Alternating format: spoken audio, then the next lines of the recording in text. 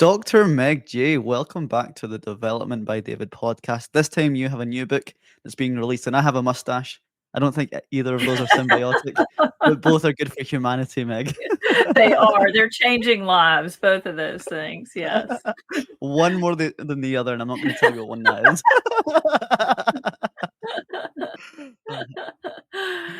Oh, that's too good. Well, I'm so happy to be back. I'm a big fan, David, as you know, so Oh, I'm thank happy to you. be here. I've had my hands on your new book in advance, and I've absolutely loved it.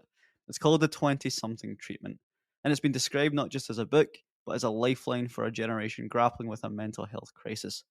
I want to ask you, Meg, what inspired you to pick up the pen again and try solve this huge challenge for my generation?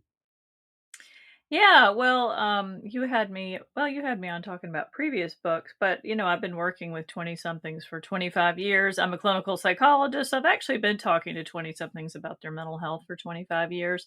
But culturally, I think people weren't really interested in that conversation, weren't really having that conversation. Now everybody's talking about mental health, which I think is good in a lot of ways, but some of the conversations I think are more useful than others. So I wanted to get in there and share what I've learned from a couple of decades of doing this. Spoiler alert, your 20s, it can be a tough time for your mental health.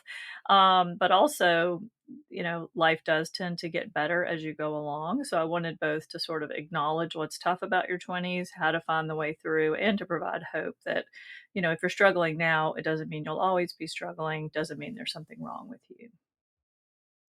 Your first segment of the book asks, why now? And I wanted to ask you the same, Meg. Why now for you? Like, are 20 somethings in today's generation struggling more or struggling differently to previous generations of 20 something year olds? Well, I think it depends on which previous generation you compare with. I think a lot of people, for reasons that honestly somehow escape me, tend to compare back to like boomers from the 60s or the 50s, and that was a long time ago now. So I'm not, so those are two pretty different groups of people. I would say the modern 20 something, so 21st century 20 somethings, and I even sort of barely squeeze into that group. I was in my 20s and in the 90s. So I think they have been a challenge from a mental health perspective for at least three generations. And one of the why nows of that is that they're the most uncertain time of life. So as adult milestones have shifted upwards, people used to sort of have the spouse and the house and the baby and the career and all that around 20, believe it or not. Now it's around 30, and that's been happening for about 30 years now. But what that means is that 20 somethings live for about a decade of their lives in really overwhelming uncertainty. It's the only time of your life where you'll wake up in the morning and you won't know, I don't know where I'm going to work in 5 years. I don't know if anybody will love me in 5 years. I don't know if I'll be happy in 5 years. So that's really hard. And that's contributed to, I think, a rise in anxiety, depression, substance use, et cetera, in the 20s. And I mean, I've really been working with that for a couple of decades now. But like I said, people are really talking about it now, which is fantastic. But I think we have to be careful about what some of the conversations are. In this day and age, is there a greater pressure on 20 something year olds because of things such as societal causes, such as like Black Lives Matter and societal issues such as the pandemic and climate change? Do any of these societal factors play a cause in intensifying this? They do. I mean, I think every generation of young adults sort of graduates from school or a smaller world into the bigger world where not only are their lives uncertain, but they're realizing how uncertain things are around them. And, for this generation, it's politics, it's pandemics, it's on this side of the pond anyway, gun violence, it's climate change, it's, a lot of really big global uncertainties that as I think as a 20 something you start to grapple with, well, what's going to happen with that? And so it's really a time when people feel incredibly uncertain on the outside about the world, but also incredibly uncertain on the inside about, well, what about me? How am I, how's my life going to work out, and how am I going to get things to happen for myself? Given that you're a practicing clinical psychologist, what are some of the key themes and trends that you see when your patients come to you when they're in their mid 20s? Um, Uncertainty is the number one word that, because people come in, everybody's story is different, but where most all stories converge is this feeling of uncertainty. So for one person, it might be around work, for another person, money, for another person, identity, for another person, love. But it's just a time when people really don't feel like they have a sense of, I don't know what the future is going to look like. Whereas if you're my age, you've made a lot of those big decisions, a lot of that set up, and you have a sense of what the next 5 years would look like. Things could change, but at least you have an idea. I think when you're in your 20s, you really don't have an idea oftentimes of what the next 5 years will hold. So uncertainty is the major theme. That's why with the subtitle, it's a revolutionary remedy for an uncertain age. I really wanted to get that piece in there. I think what's revolutionary about the book or about my approach is that it's an age specific approach to mental health. I think if you look at a 25-year-old out of context,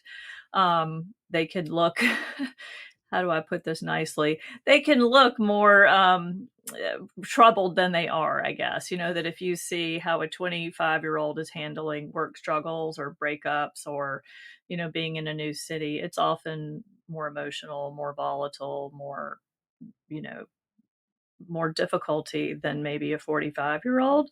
But it's important to understand, well, what's going on with 20 somethings, both inside and outside, that makes it such a difficult time. From a personal point of view, I have a love-hate relationship with the uncertainties that I have in my 20s. Often at times I think, well, I should be having serious relationships now. I should be more steadfast in my career. I should even own my own home. But at the exact same time, the creative optimist side of me also quite likes the idea that I'm still experimenting across all of these domains. Should a 20 something year old strive to be certain in their 20s, or is being uncertain almost like a rite of passage? Yeah, well, I love the fact that in those few sentences you mentioned that the word should came up about 5 times, and I think that that can be sort of one of the traps for 20 somethings is you said I should have a house, I should have a stable career, I should have a partner. You said that, but if you look at the data, you're 25, is that right, David? I'm Yeah. 25.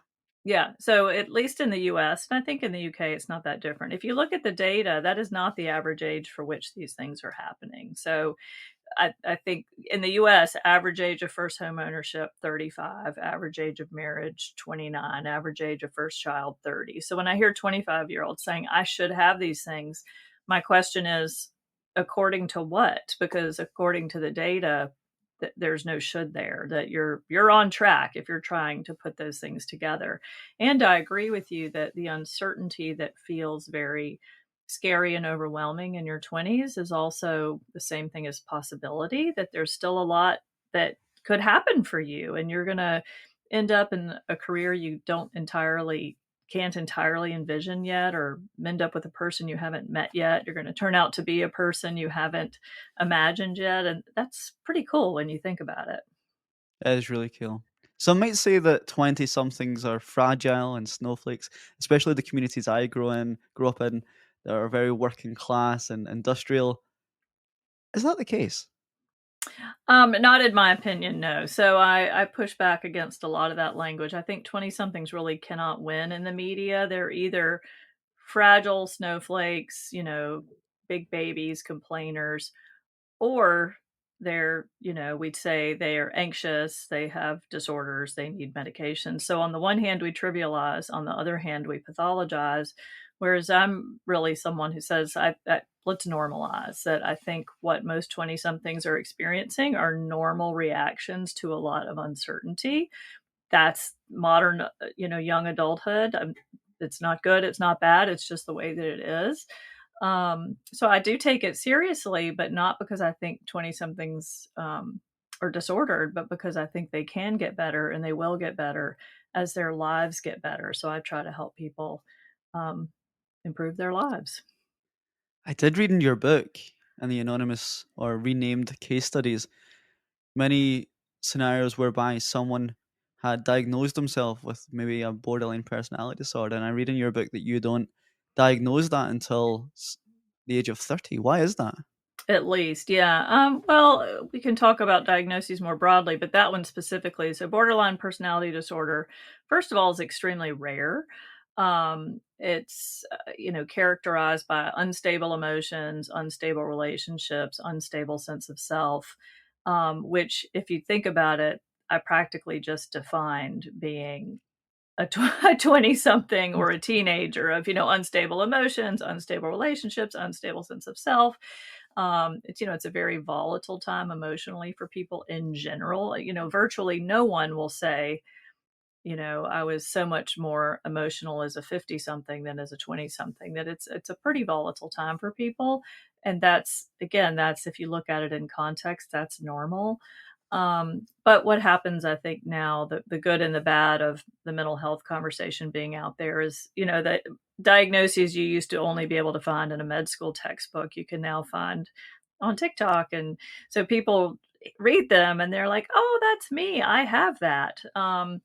And you probably don't, because borderline personality disorder is quite rare. For me, I don't diagnose any personality disorders in people under 30 because their personalities are still changing. So my job is to prevent personality disorders, to get you to the place where by the time you're 30, you have a stable sense of self and stable emotions and, a stable sense of your professional life, etc., so that you don't feel like, oh no, I'm borderline, because you probably aren't. I relate heavily to that. The amount of friends that I have or colleagues that I have that describe themselves as having TikTok ADHD, opposed to just having ADHD, they have TikTok Mm. diagnosed Hmm. ADHD. And that almost Oh, is a mhm. subsector of normal ADHD. Tell me about that. So they're saying they have it because they've diagnosed it through TikTok, or they have it because TikTok has shortened their attention span. What is TikTok ADHD? The initials, so they have been on threads on TikTok whereby there's trends such as here's 3 signs that you might have ADHD, Right, and then they right. have diagnosed themselves, I or see. Mhm. there is like a kind of fetishization of ADHD and autism at the moment I've seen on TikTok, Mhm, where it's almost mhm. quite cool. Like, Right, right.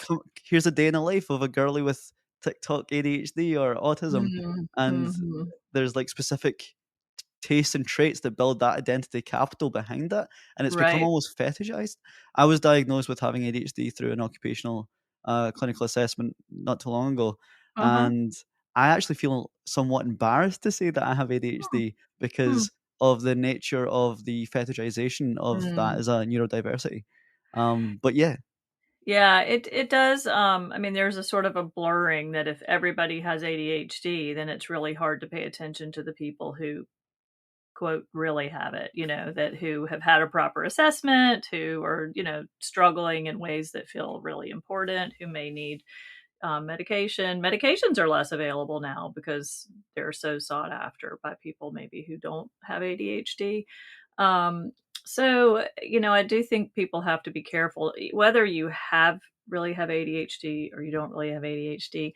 I think people have to be careful in their 20s not to have their identity wrapped up too much in a mental health diagnosis, because there are many other facets to your personality. And, for many people, they actually don't have the diagnosis, or maybe something like anxiety or depression will improve and they won't meet criteria anymore. So it doesn't have to be something fixed about you. Now, ADHD does tend to be a lifelong condition, but it also changes a lot depending on your life. So, one of the best, quote, fixes for ADHD is to set up your job and your relationship and your life in a way that complements the way that your brain works, instead of feeling like you're always working against. Like, school is usually a pretty tough environment for people with ADHD.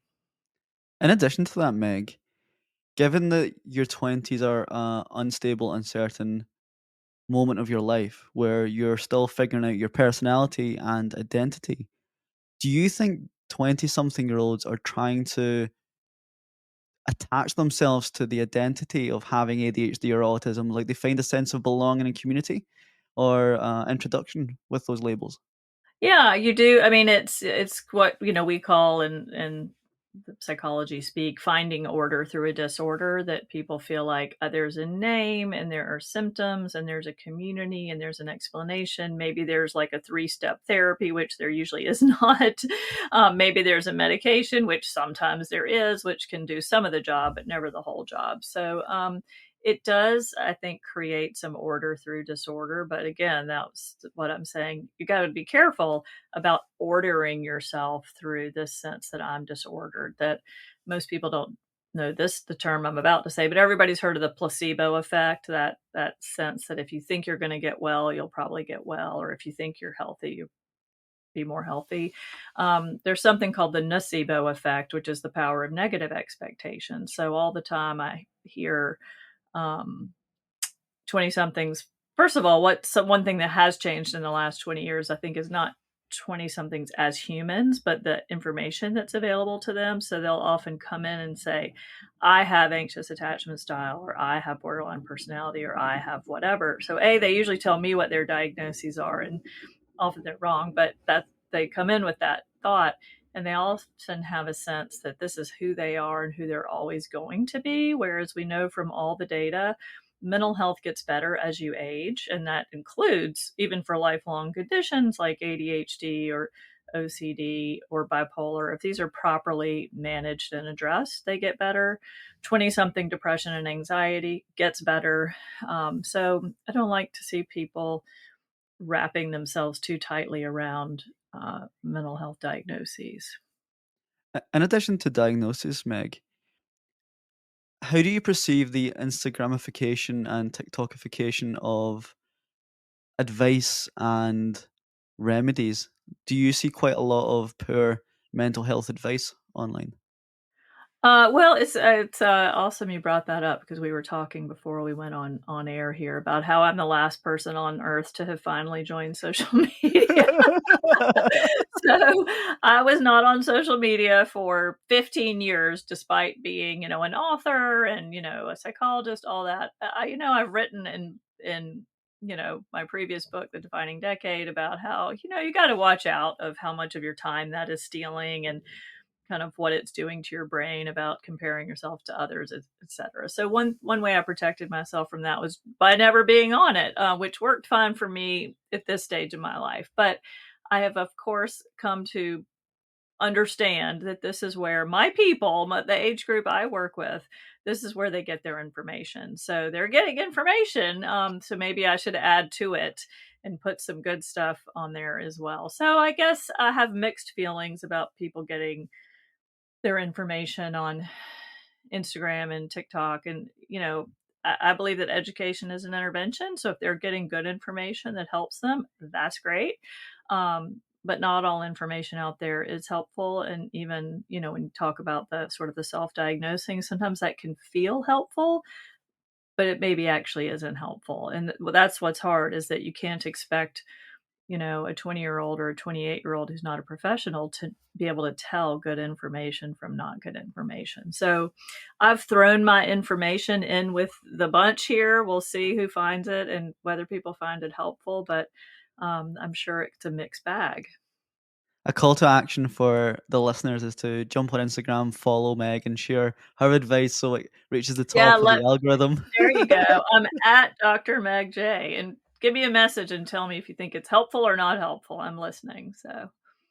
I want to dive back into the book, Meg. Your book goes on to segment the key skills that young adults should be gaining. You are a promoter of skills over pills. What does that mean to you?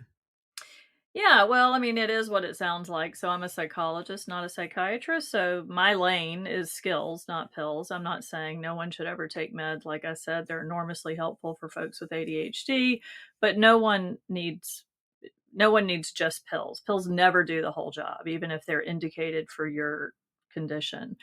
Everybody needs skills. And I think what a lot of 20 somethings are grappling with is not just all the uncertainty on the outside, but all the uncertainty on the inside. It's a time of life where there's so many things you don't know how to do.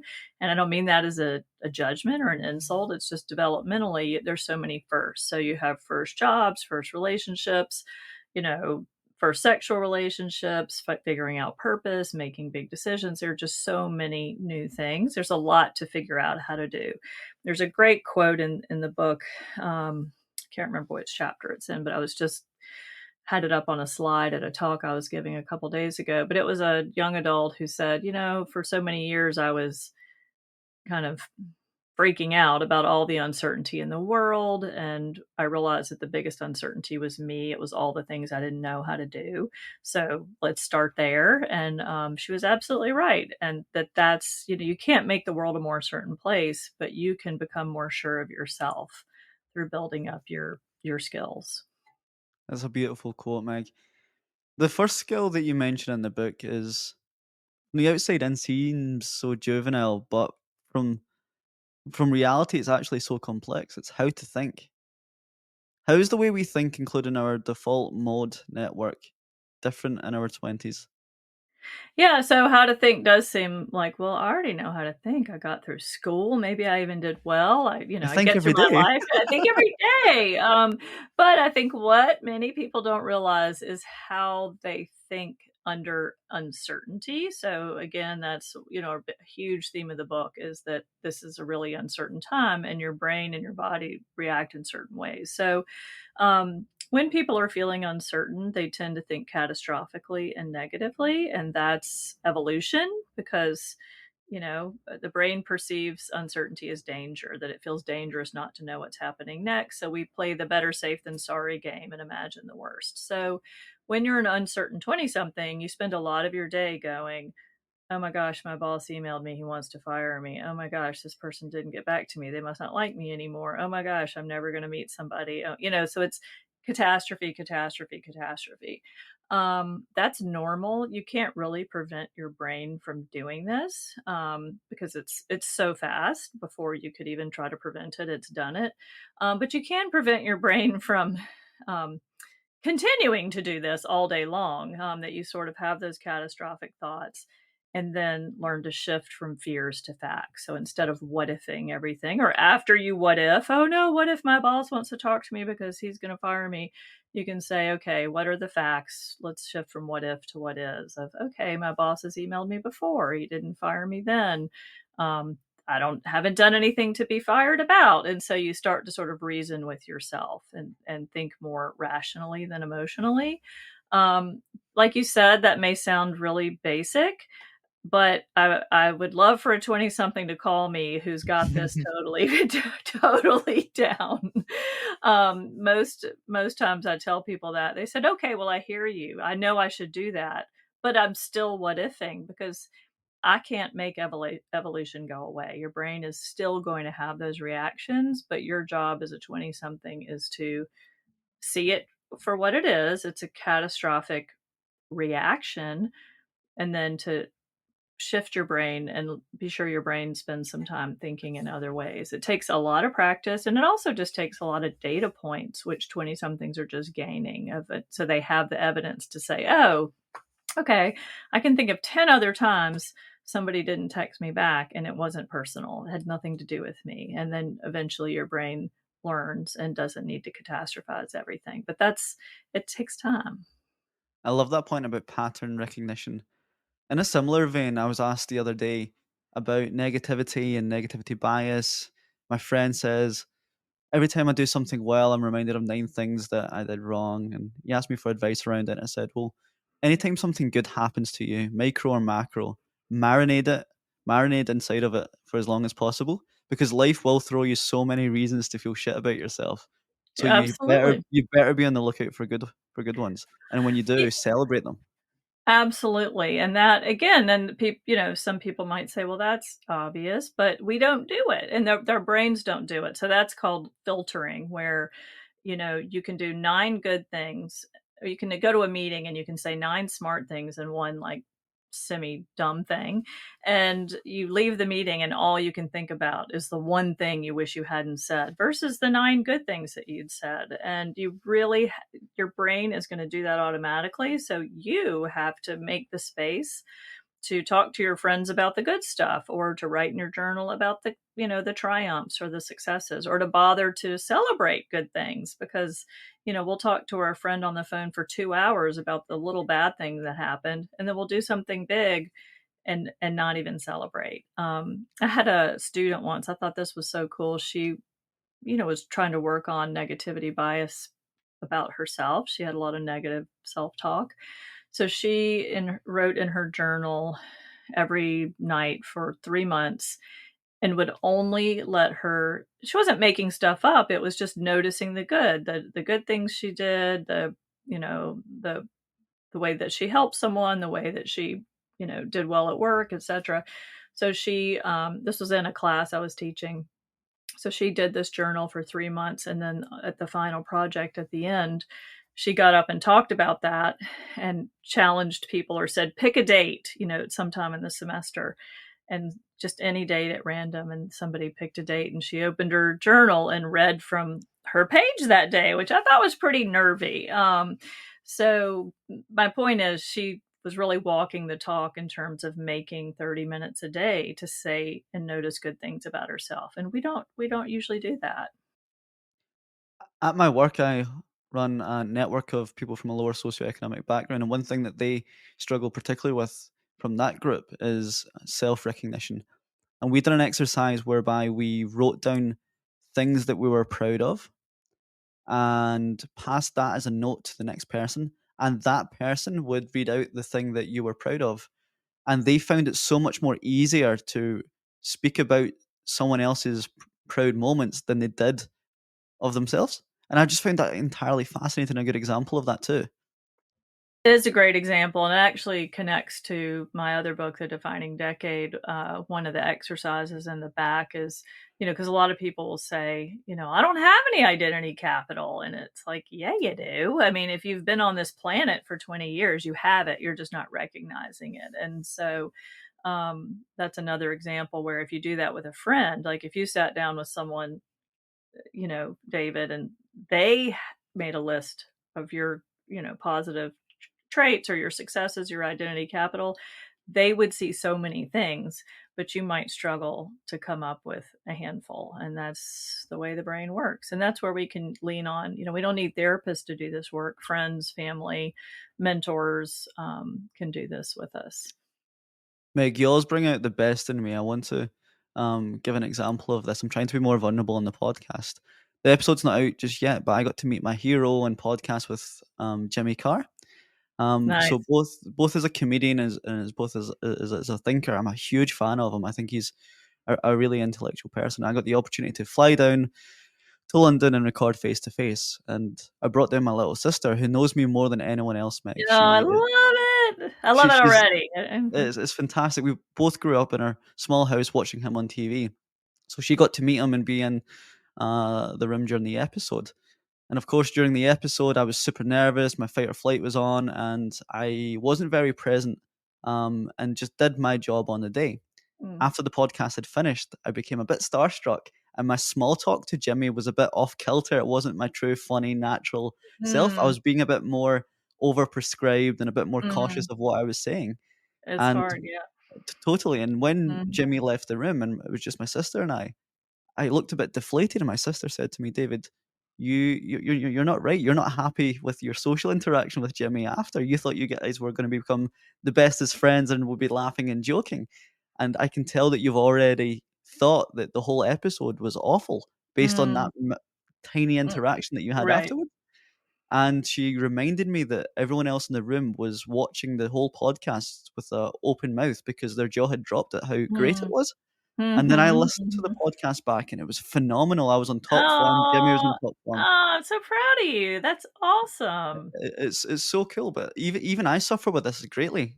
I was beating Everybody, myself up. everybody, yeah, everybody does. Your brain never stops doing that. I will say, as a slightly older than 20-something person at this point, um, your brain never stops doing that, but you have more, like you said, pattern recognition, or times where you think, well, I thought it was awful, but it was actually fine, or I thought something went poorly, but it actually other people thought it went well. You also have other things to hang your hat on, or I think when you're in your 20s, you're trying to find something to propel your life forward. Whereas, later when you feel like, oh, my career's pretty well, and maybe I have a partner, maybe I have kids, you have this perspective of, even if the podcast didn't go well, they're still living, I'm still living. You have that perspective that, of course, when you're 25, you're just trying to make it, so there's nothing more important than how that podcast went. But I'm sure it was great. And it sounds like it really was. It really was, and I got to celebrate it afterwards as well, which was really important. Good. Going Good back for to your advice. you. That's great, because I think that's hard. People feel like they spend a lot of time worrying, agonizing, critiquing, and then when something good happens, they don't make the time to celebrate and, pat themselves on the back. And I must reiterate to the listener, it doesn't have to be a superstar podcast that you must celebrate. It can be the small wins that are part of your every single day. It can be Absolutely. that you've gained a new skill, or you have cracked a task at work that you've been marinating over for a week. It can be the small little subtleties that are part of the motions of your every single day that you can celebrate. And you don't have to celebrate them by buying a bottle of champagne and popping it over a balcony. You can just treat yourself to a little brownie, or just write it down in a notepad and enjoy the moment with you, Right. yourself, and the achievement, right? Or just, yeah, just notice it. I spend a lot of time doing that with my 20-something clients, because they're often really struggling with, crying about jobs, or move to a new city, can't make friends, nothing good's happening, and that's real. I mean, that's hard. I wouldn't want to be in that position. And so, when they do things like, "Hey, I joined a walking club," and I'm loving that, and we go for beers after, I really celebrate that with them of, "That's great. I'm so proud of you." A lot of people wouldn't do that, wouldn't have the nerve to go and find that and meet people. So I try to shine a light on the good things that people are doing, because they won't do it for themselves. Fantastic. Moving on to the next chapter, how to feel. I want to ask you such a juvenile question. What's the difference between thinking and feeling? Oh gosh, that's actually a complicated question. Oh, David. So thinking is, if you ask the cognitive psychologist, they'll say thinking is sort of a brain activity. It's just the thoughts, the words that you have that generally reside in your brain. Feeling, as we understand it, kind of often follows from thoughts, that it's sort of a whole body reaction. So it happens in a nanosecond. But for example, when you were talking about that podcast, the minute your brain decided that it hadn't gone well, your body had this reaction of like, oh, I feel sick, or oh, I feel nervous, or oh, I feel stressed. So feelings tend to be sort of whole body reactions, but they get very tangled up. Obviously, thoughts and feelings are pretty intimately connected. The really hard part about being a 20 something is it's a very volatile time. People have the higher highs and lower lows in their 20s than they have at other times of life. I mean, the good news is you have positive feelings all throughout your life. Every decade, they've seen that people have about an even amount of positive feelings. But when you're in your 20s, you have more negative feelings. So your anxiety and sadness are stronger, they last longer. And that 20 somethings have a harder time with mixed feelings. So if something went well but not well, all you can focus on is the not well. They have a hard time saying like, well, it's there's some good, there's some bad. They can kind of only see the bad. So it's a tough time from a feeling perspective, which is why I think so many 20 somethings find it pretty easy to decide that they have an anxiety disorder, or they have major depression, or they have a personality disorder, when really probably what they're experiencing is intense and volatile 20 something emotions. And I would not expect them to have those when they're 30 or 35 or 40. And unfortunately, many 20-something-year-olds take a permanent action to a temporary problem.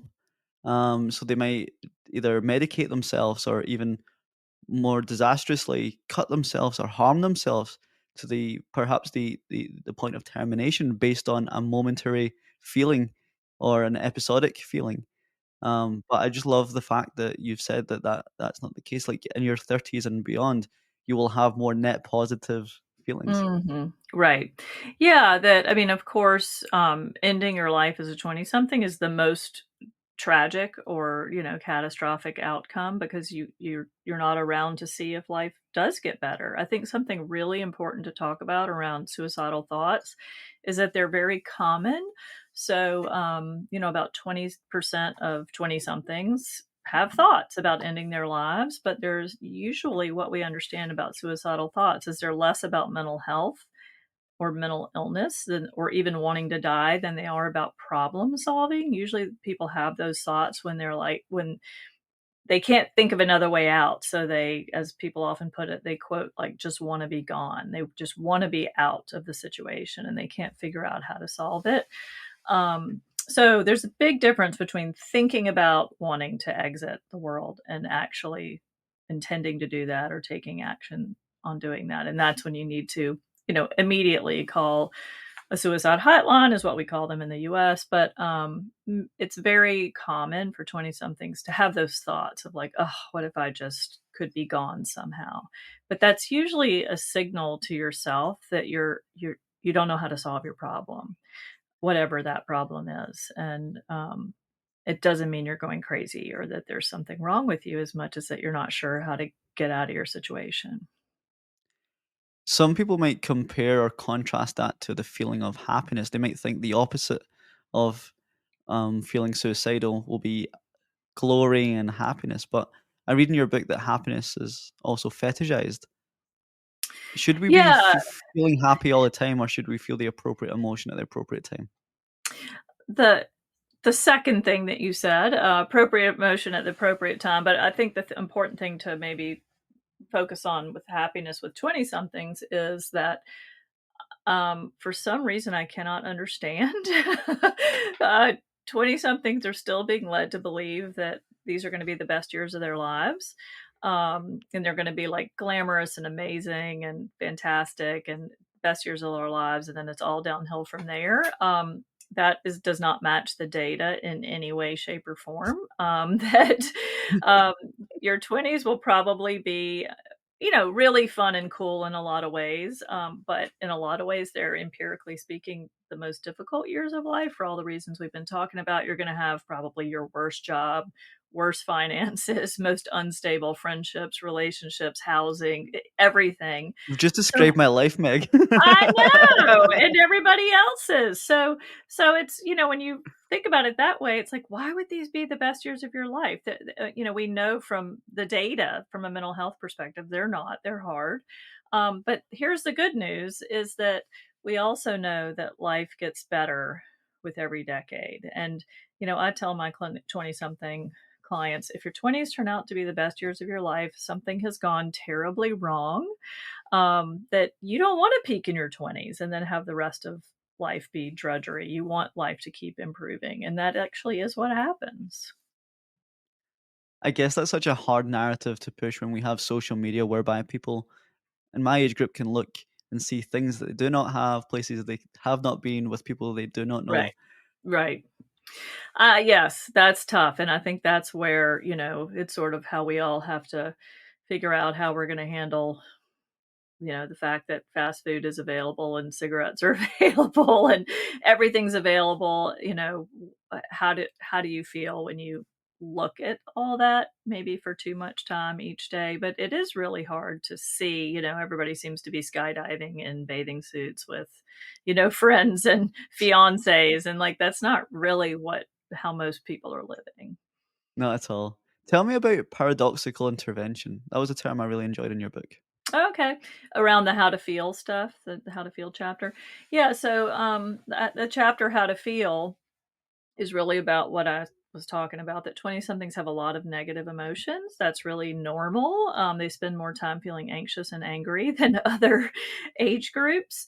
And so in the chapter how to feel, I think what most people would immediately want from that chapter is how do I make those feelings go away? Like that's actually not how to feel. How to feel is just how to feel anxious and angry and not panic about it, or not feel anxious and angry about feeling anxious and angry. And so, what we know is that when people recognize a feeling of, oh, look, I'm feeling anxious, and I wonder if it's because of this that's about to happen, or I'm worried about this, or I'm feeling bad about that, that if we can just recognize our feelings and not try to get rid of them, here's the paradox, they pass more quickly. But if we see that we're feeling anxious or angry, and then we're anxious and angry about feeling anxious and angry, and we're trying to get rid of those feelings, that they actually stick more. So, sort of the paradox is saying, oh, look, I'm feeling anxious and angry, and 20 somethings have a lot of negative emotions, and this is nothing that I need to get rid of or get worked up about or cut myself over or, drink to get rid of. It will pass. And then they do. One thing that I was surprised, even though it was hidden in plain sight about your book, was the importance of occupation and work. Why is what you do for work and where you work the biggest deciding factor of the change of your personality in your 20s? Yeah, this is really cool. There's your personality changes more in your 20s than any other time in life, and in terms of a sort of a mental health growth curve. From 20 to 30, your mental health is going to improve a lot. And the biggest, like the leading factor in that is work, even, and this has been studied around the globe, and even more so than having a parent or having kids. And I think it's probably because, we spend 40 hours a week doing that thing that we call work.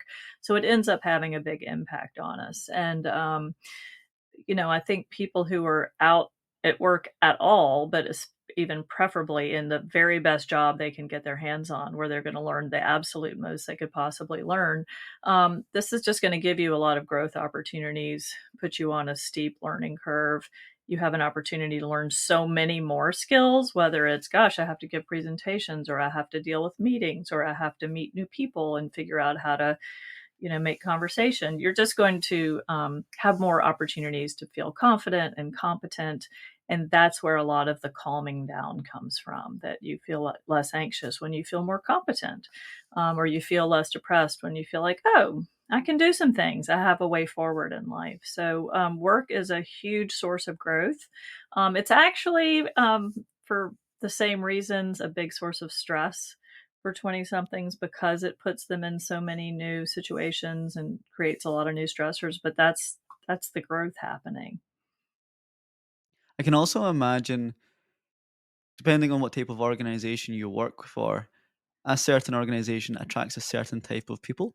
Therefore, there's a sense of uniform and universal appeal to certain organizations. And I can imagine you almost become a chameleon to that sense of community, and you start adopting or kind of brazing against some of the tastes and traits that other people have, and then you assume them as your own. And I can imagine a lot of growth comes from that shared sense of culture, especially Mm, whereby there's organizations that have a value charter where they say that we are a type of people that do X, we care for the mm, community, etc.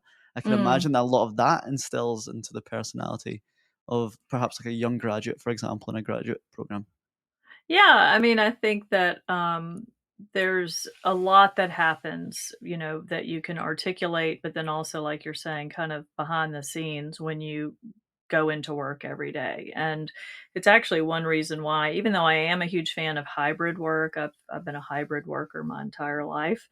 Um, I think working entirely from home for young adults is something that I would be careful about, because you're just gonna learn more that if at least some of the time you're sort of out in the world, having to put on the clothes and shake the hands and being in situations and outside of your comfort zone, and you become more exposed to, like, a new culture, the workplace culture and the structure around that.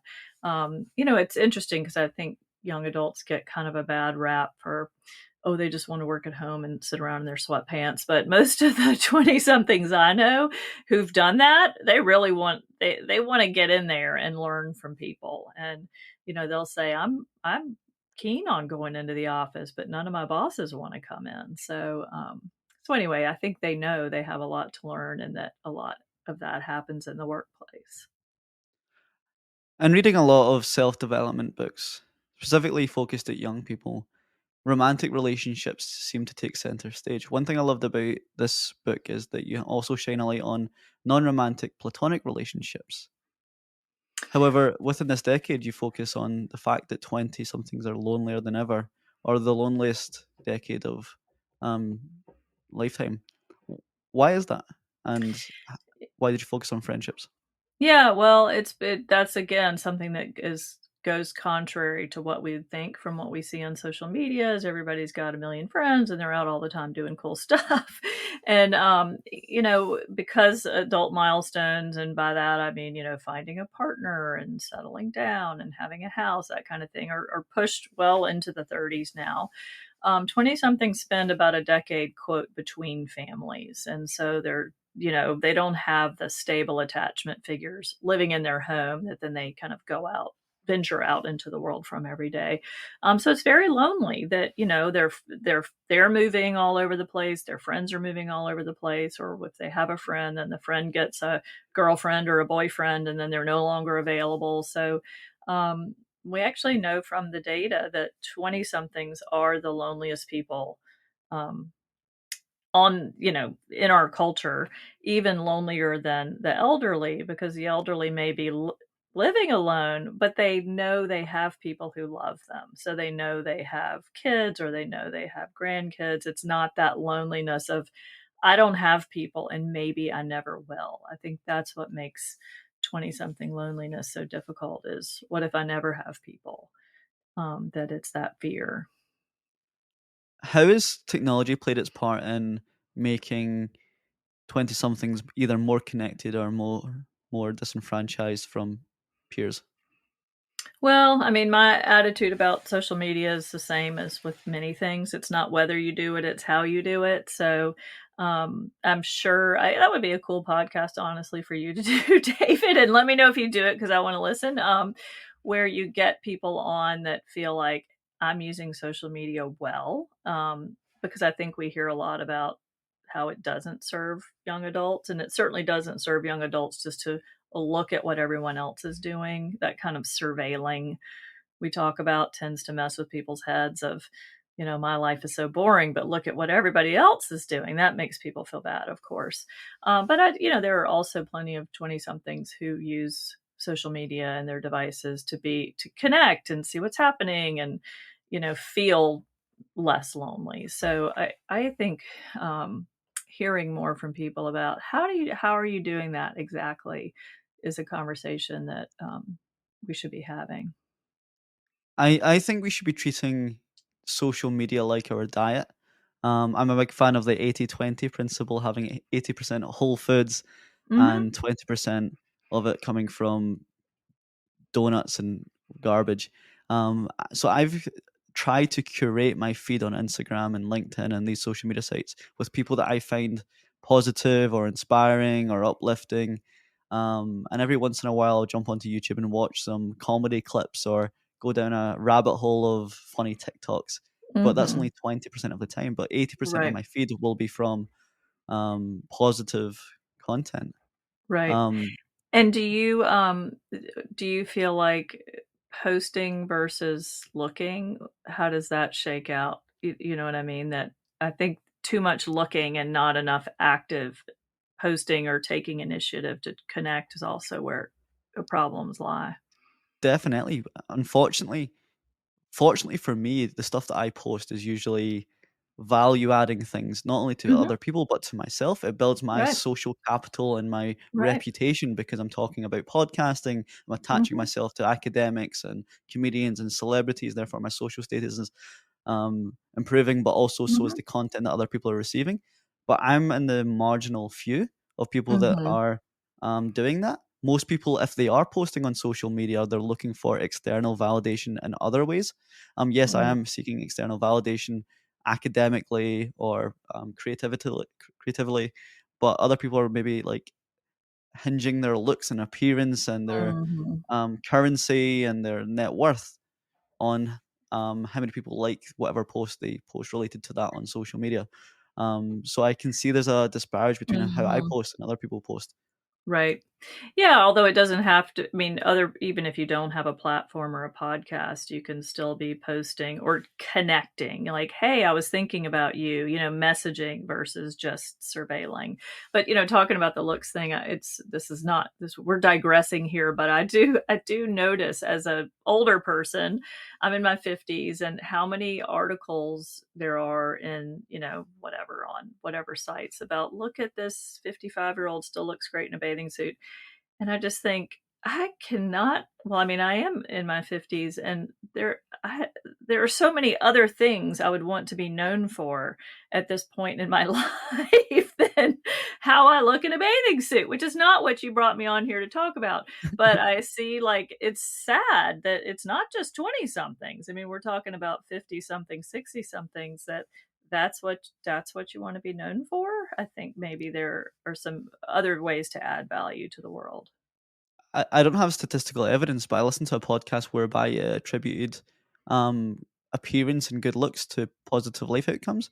And essentially, all in all, prettier people have a pretty privilege and have Mhm. better health, Right. financial, and Mhm. emotional life outcomes. I think it kind of follows the Matthew effect in the Bible.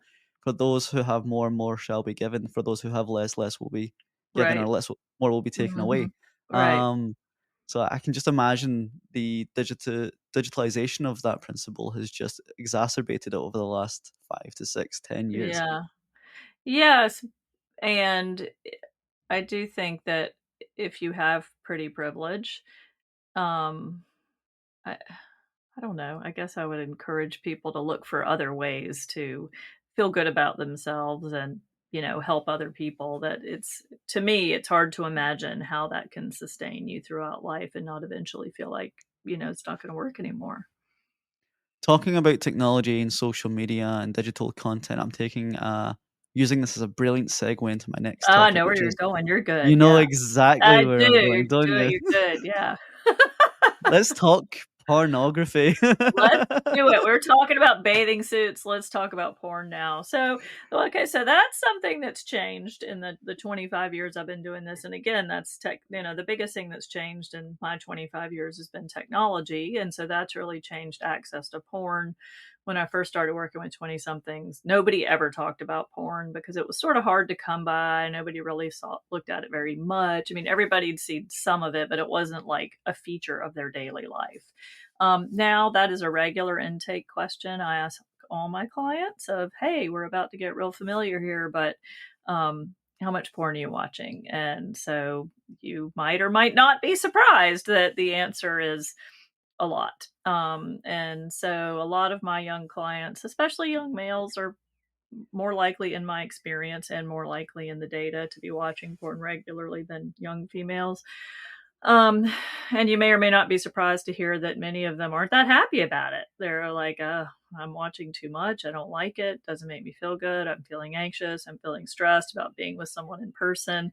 So it's become a pretty big issue. And we definitely need to be talking more about that as a culture. It's in the US, and I'm guessing in the UK, it's the leading form of sex education in America. So people are, you know, sort of getting their sexual scripts from situations and, encounters that look nothing like what actual sexual relationships look like, when you're in your 20s. And we should probably do like air quotes when we say it's the leading form of sex education because realistically it's not education, it's Right. entertainment. Yeah, thank you. It's entertainment, right. But that is where people, sort of think, "Oh, I'm supposed to do that? I'm supposed to perform like that? People are gonna want me to do what?" Those are the images that are available to people. And usually, most of my 20 something clients who, quote, "watch too much porn," I'm using their words, they feel that they're watching too much.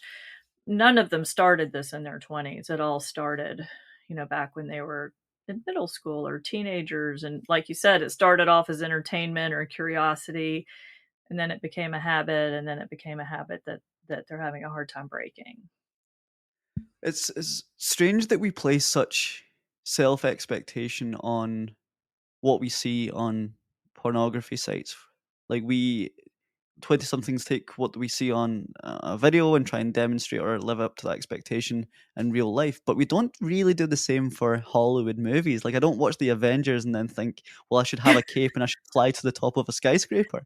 Right.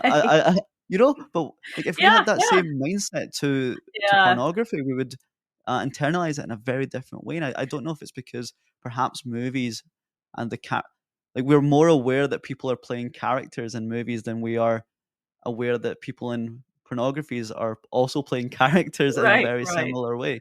And it's because of I the realism of it, I think. Yeah, the realism and just the secrecy. I mean, like, you know that you're going to see a movie when you show up in a theater with 200 people and you're munching on popcorn and stuff, but when it's sort of just you and your device, um, there's not a lot to get in there to get between, like, your brain and that reality. But I'll tell you what, the best, comparison, simile?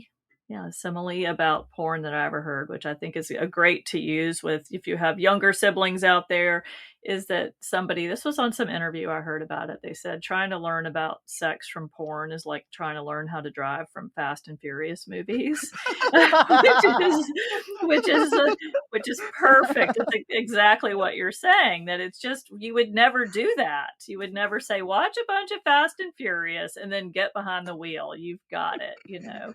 Um, so yeah, Uh, but Fast and it Furious describes my sex life as well, Meg. oh my gosh, David, we're going off the rails here. It's hilarious. But I will say I have a lot of, young adult males who are stressed about sex and feel anxious about sex because it's like social media in a way of they're spending more time watching it than they are doing it, just trying to get out there and make out with someone or meet someone or get to know someone. They're spending all this time watching things and going, "What's wrong with me? I can't do any of that." And So in a oh, similar way, you wouldn't watch loads of self-defense videos on YouTube and then expect yourself to be able to fight in a UFC match or a boxing match, for right, example. You right. you learn by getting the reps in, unfortunately. I actually have this analogy that having sex is like performing stand-up for the first time. Uh-huh. Because your very first encounter with it, you know you're gonna be rubbish. There's 2 Right. emotions. There's gonna be excitement, there's gonna be nerves. You're gonna hope that it's Yep. just you in a small audience. You hope that there's not gonna be anyone else there. Right. There's going to be a few groans, perhaps a couple of Right. laughs, but most importantly, you get a feedback loop from it, and Right. a really instant Right. ephemeral feedback loop of what worked, what didn't work, and then you get Right. confidence to do it again. Right. Well, and that's where I think a lot of, my clients who are feeling somewhat sidelined by porn or just by anxiety in general about like, hey, I'm 26 and I haven't had sex yet. What should I do? I can't tell them the 10 steps of what to do. I can only say, go meet somebody that you're interested in and, share a kiss with that person and then see. I can't give you the 10-step program because from that kiss you may get the feeling of, yeah, that's enough. I'm good with that. Or you may get excited about doing the next thing. So you're absolutely right. It has to unfold in the moment. There's no 10-step process. My last segment I want to move on to is love and how to love. I guess love is one of those things, unlike perhaps career, it's something that doesn't you don't get passed down a golden scroll with a user manual from your parents. You very much, again, similar to sex, have to figure it out by doing it. If a Yeah. 20-something-year-old came to you and asked how to love, what would your answer be? Uh, Gosh, I would say get out there and try, or get out there and start by liking somebody. I mean, it's similar to the sex question of why don't you start by kissing somebody? If you want to figure out how to love, start by liking someone and see, how to deepen those emotions. But I think in a way, it is similar to work, or I've started to talk about it as more similar because your average 20 something will have 9 different jobs by the age of 35, and they'll ultimately end up in a career or a position that they'd never heard of when they were in college or that maybe didn't even exist yet. And it's similar for relationships. You're going to have more than one relationship in your 20s, probably. And so it's like a job. If you go make the best choice you can, you give it a month or 6 months or a year, and you figure out, the feedback loop. What are you learning? What's working? What's not working? Do you want to sign on for another 6 months or a year? Do you not? That is kind of how relationships work, similar to work, that you learn from them and try to make better and better and better choices until ultimately you think, okay, this is it for me. I think what we don't talk enough about is that, unlike work, when relationships go sideways, people get their hearts broken, and that hurts a lot in your 20s. And, if you think about it, 100 years ago, a 20 something breakup would have been a divorce. That they're significant to have, to fall in love for the first or second or third time and to have it not work out and feel devastated by that. The leading precursor to depression in 20 somethings is a breakup. And most of us are going to get our hearts broken. So it's not unusual to have those periods in your 20s where, you feel pretty flattened by that. The good news is that people tend to get over it and feel better and go out there and find a better match for them next time. But I tell my clients, if you get your heart broken, that means it's working properly. You let yourself love someone, you let yourself care when it fell apart, and you're experiencing loss and learning how to grieve. And it's probably not going to be the last time in your life that you lose something really important. So your brain and your body are learning how to do that, how to survive that kind of loss. Have you came across a lady called Logan Ury? She's been on the podcast before. I don't think so. She has an awesome book. She's a friend of the podcast. She has an awesome book called How Not to Die Alone. She's the relationship Nice. science at Hinge Dating, the dating Okay. app. And she Okay. talks she talks in her book about three dating tendencies. Hmm. One being the maximizer. So that's Yep. someone whereby they think to themselves, It's always better. it's Yeah. always better. Always This better. Yeah. person's not the one because there's going to be someone bigger and better out there. Right. Then there's the romanticizer, which is someone Mm. who thinks there needs to be environmental conditions for them to settle with that person. So there needs to be a Mm. spark, for example. It must be like Mm. the kind of Disney Mm. movies. Right. Um, and then the last one is hesitator, and that's whereby it's similar to the maximizer, but it's more introspective, whereby someone only feels like they're worthy of dating or matching with someone when they're at a certain level of self-sufficiency across whatever pre-described Mhm. domain that they set for Right. themselves. So I Yeah. can only date when I have a house or have a car or Yes. have a good Yep. job.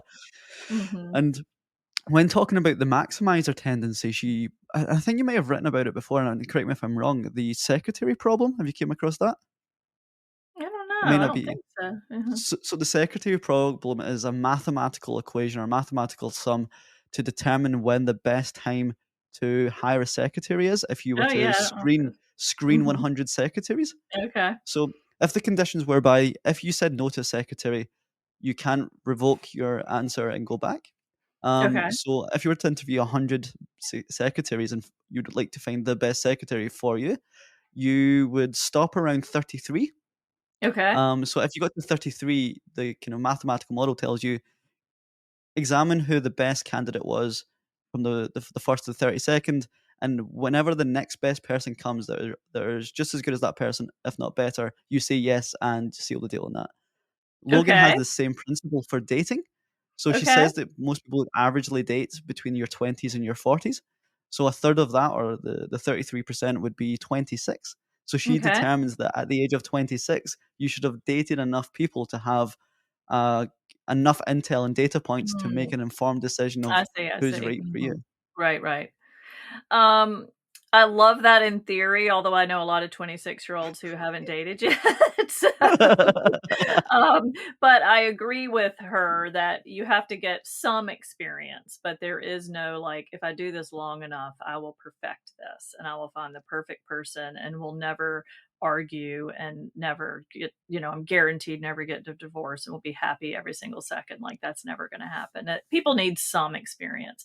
On the other hand, I know I can think of a handful of people who just went out there and on their first choice, they nailed it. And they found their person, not a lot of drama, not a lot of trauma, and they're good with that. So you've got Good for them. I know it's unusual, but I do know some. But I think, yes, like, it's probably not truly wedded to a certain age, but some dating experience is probably going to set you up to be able to make a good choice, and then, yes, you do pick a good person who fits the criteria that you have, but looking for the perfect person is never gonna work. Not to mention you may not be perfect yourself. Crazy, I I like know, that yeah. idea. Mhm. I like that idea. I think I've given myself a hard time on that one. I always say, "What type of traits or tastes or interests will my dream person have? Am I at that level yet?" Mm, Probably not, and I try mhm, and correct those deficiencies in myself before mhm. I get there. So you're 25, so I guess you better be ready to pick somebody next year then. Next year, Yeah. yeah. I've got my but behind the screen, there's a mathematical equation. I've got a whiteboard Nice. determining the exact day and the exact hour I should be Oh, meeting well, this person. good. You're good. Let me know. Let me know when it happens. To wrap up the podcast, I want to talk about purpose. I think Okay. purpose Yep. seems to be, at least from my experience and the people that I know, the single deciding pivot for someone going from an uncertain, um, kind of latent, dull sense of purpose to, or a dull sense of existence to something that's more positive and uplifting and hopeful and adventurous. Personally, when I found my podcast, that was my purpose. I Mhm. found my calling. It was the one thing that brought me through grave times. Um, it removed me from addictive traits as well, like social Mhm. media and alcohol as well. Mhm. I Good. really believe the opposite of addiction is connectivity. That can Mhm. be to a tribe or a person, but it also can be to a purpose, a Yeah. greater sense of self. And for me, when I've had addictive traits, not that I've ever struggled with addiction in general, but when I've had addictive Mhm. traits, purpose has been the thing that has disproved that. So, Mhm. uh, for the listeners, how do you define purpose and how do you find your purpose? Hmm. I mean, I think most people consider purpose to be, like a sense of meaning, usually outside of the self. Like, what is something that I want to do that's bigger than me, or that I want it sort of more than I want my own bad habits, like you were talking about. It kind of motivates us to not sleep in, not be a hungover, not be lazy, to kind of get beyond ourselves and strive to do more. Um, I think one thing I think it's great when young adults want purpose. I want them to want purpose. I think you have to be careful not to sort of should yourself of I should have purpose by now, because if you look at the data on this, about 30% of young adults by age 30 say like, yeah, I feel like I have a sense of purpose, and that might change, what that sense is, but they feel like they've found some sense of purpose by 30, but half haven't. They're still working on it. That around the globe, most people find purpose in work or love, whether it's their job or not, but some sort of work, or some sort of relationship. And, like we've been spending all this time talking about, work and love can take a while to come together in your 20s. So oftentimes purpose feels like it's the last area to develop. So it's super cool that you feel like you have a sense of that already. Um, but yes, when people do feel like they have something bigger than themselves and outside of themselves, it's very steadying because, it's sort of what I was talking about. If you're in your 40s or your 50s and your job goes sideways or a podcast goes sideways, you think like, well, whatever, my kids don't have terminal illnesses. It's fine, that having that sense of purpose for in your life in your 20s, if you manage to find it or create it during that time, can be very steadying. That you probably have a really good sense of why you keep working your tail off, or why you're staying up late or getting up early or burning the candle at both ends or saying no to this or yes to that. It's because you have this sense of something bigger than just what you feel like doing in the minute. I couldn't resonate more with that. I really think when people describe burnout, they're actually describing churnout. And what Mm. I mean by churnout is that they're operating on the same frequency, doing the same kind of routine, Mhm. same level of intensity tasks for an elongated period of time. But for Mhm. me, when I do this podcast on a Saturday or on a Thursday night, for example, and I'm operating on a very different frequency, doing a very different activity, to others this seems like work, but to me this is play, this is fun, this Mhm. gives me energy. And I think people should maybe self audit themselves to see perhaps maybe they're out of kilter or they're working or spending their hours doing something that's on the same frequency or is almost monotonous or Mhm. habit forming. But for me, like to really identify that this was my purpose was that I would rather choose this than do something that seems to others as fun. Like, I would rather do this than go to the pub. I would rather Mhm. do this than go for dinner. Like, Mhm. I don't get the chance to go to dinner and speak to an amazing best-selling author, you know? Like, I would Aw. rather be in my room doing this. Well, let's go to dinner one day, David. We'll we'll fix that. Let's do it over the pond. Yeah. Meg, this has been truly amazing. I love coming together and talking to you. I wanna congratulate you on your new book. Likewise. I've loved every single one of your books. Supernormal was a absolute runaway success. You did recommend it on the last podcast, and I went away and read it, and I have subsequently read your new book, and it's fantastic. I encourage the listener to buy it. If the Thank you. listener wants to get in touch with you or your resources, how best can I signpost them? Well, before I do that and plug myself, I just wanna say I admire you a lot. I really, really respect what you're doing, what you've done. I truly do admire you a lot. So it's really my honor to come on, and like you're saying, this doesn't feel like work to me. It feels like a huge privilege. So thank you. For people who wanna get in touch, my purpose is 20 somethings, and I love messages that getting messages like, "Oh, I read this and it made me think of this," or "It helped me," or "Here's some feedback," any of that. I love it. I'd love to hear from readers. I'm at Dr. Meg Jay on Instagram and TikTok and all the places you're supposed to be now. I'm on LinkedIn and I have a website, megjay.com. Thank you, Meg, for coming on the Development by David podcast. My pleasure.